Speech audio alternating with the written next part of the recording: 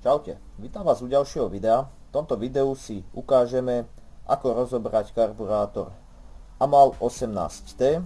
Takisto si ukážeme, ako ho zložiť a taktiež si povieme, ako sa tento karburátor šteluje.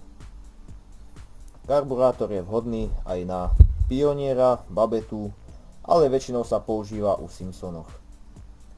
Poďme si ho teda rozobrať.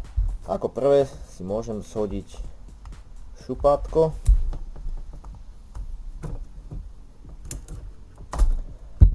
Tu sa nám nachádza šupátko, strunka, podložka, ihla a samozrejme vrch šupátka s lánkom samozrejme.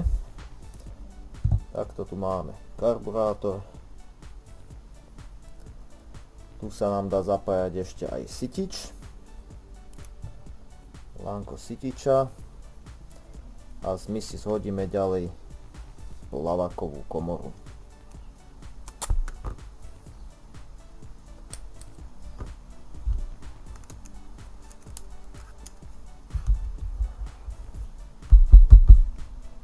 Niektoré podložky mi tam ostali, nevadí. Šroby si dáme bokom. A tu sa nám nachádza plavaková komora, voľnobežná tryska a hlavná tryska. V sériovej verzii je tryska 75. Dá sa samozrejme meniť podľa potreby. Malá tryska.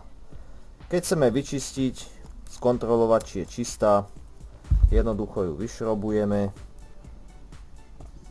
A sériová tryska je 39. Toto je voľnobežná.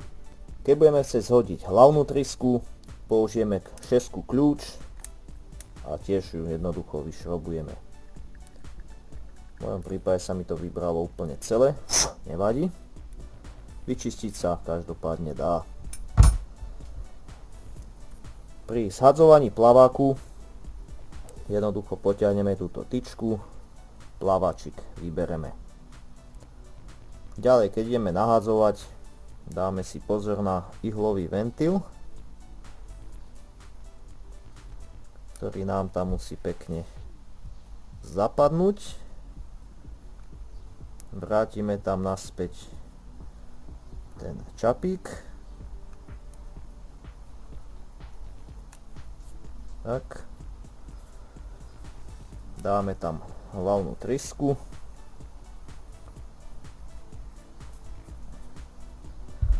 Trysku doťahujeme veľmi zľahka, nie silou, pretože je to mosac a závit by sa veľmi rýchlo mohol poškodiť. Voľnobežnú trysku tým istým spôsobom, len si zoberieme šrobový plochovák.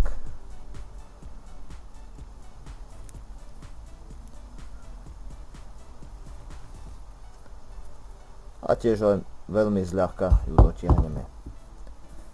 Nedoťahujeme silno, pretože ju veľmi rýchlo vieme poškodiť. No, keď už máme plavakovú komoru vyčistenú, trysky čisté, plávačik nadstavený,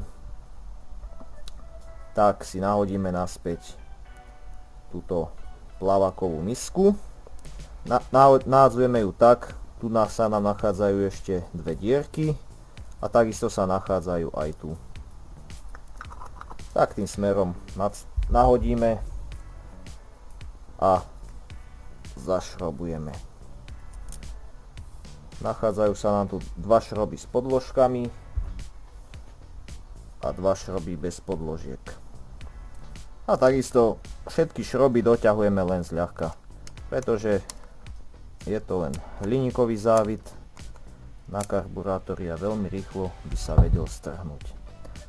No, keď už máme takto karburátor vyčistený, zložený, určite sa pýtate, na čo sú tu tieto hadičky. Tiež som nad tým nejakú chvíľku rozmýšľal a zistil som, že jedna hadička je vlastne odzdušňovanie alebo teda vetranie plavakovej komory a druhá hadička je prepádová hadička.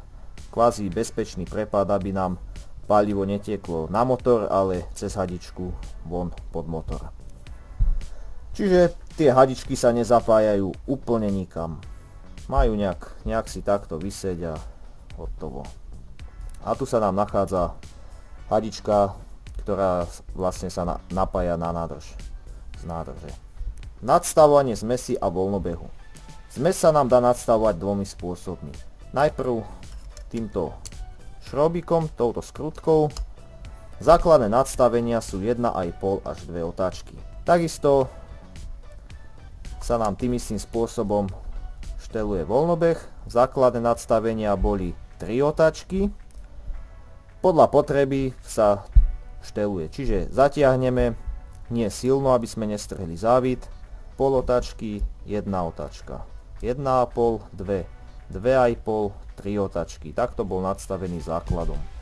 Skúšal som ho na pionieri a voľnobeh držal pekne, takže na pioniera ho nebolo treba štelovať. No, ďalším spôsobom, ktorým sa dá nadstavovať zmes. Zoberieme si šupátko, vyťahneme lánko,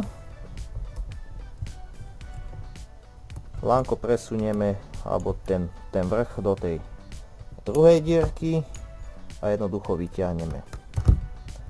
Nachádza sa nám tu ihla s touto zavlačkou, podložka, struna a samotné lánko.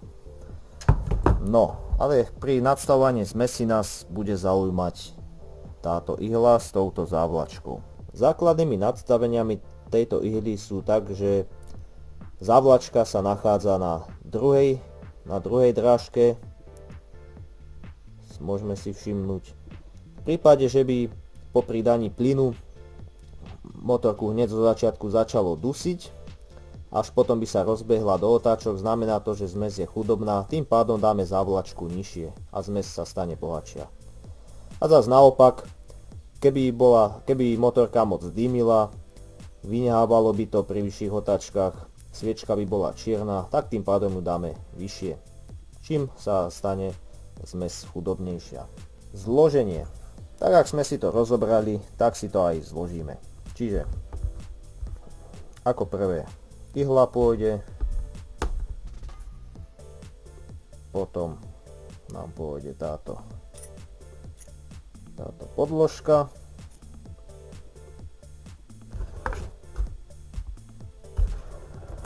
no ďalej to lánko so strunkou,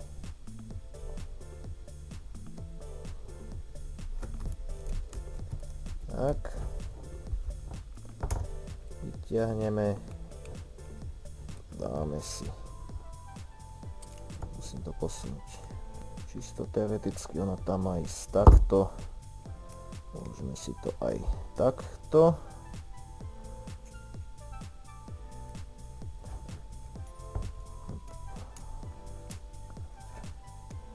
Do veľkej a z veľkej potiahneme.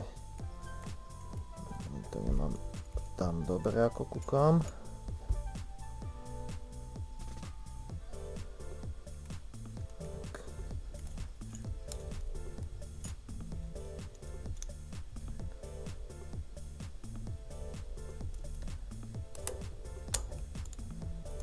Tak, no. Tým pádom máme zložené šupátko. A ešte som zabudol dodať, že vlastne otáčky. Doťahovaním tejto skrutky sa nám bude šupátko dvíhať hore, tým pádom budú vyššie otáčky. Povoľovaním sú otáčky nižšie. Nadstavovanie zmesí. Po dotiahnutí bude zmes bohatšia a po uvoľnení bude zmes chudobnejšia. No. Šupátko nám ide do tejto drážky, do tohto zárezu, inak povedané, čiže v takomto smere.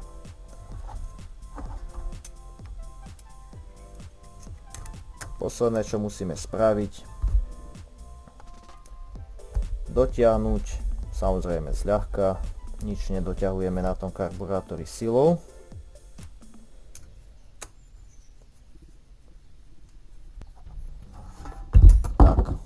Takto nám vyzerá opäť zložený karburátor a mal 18.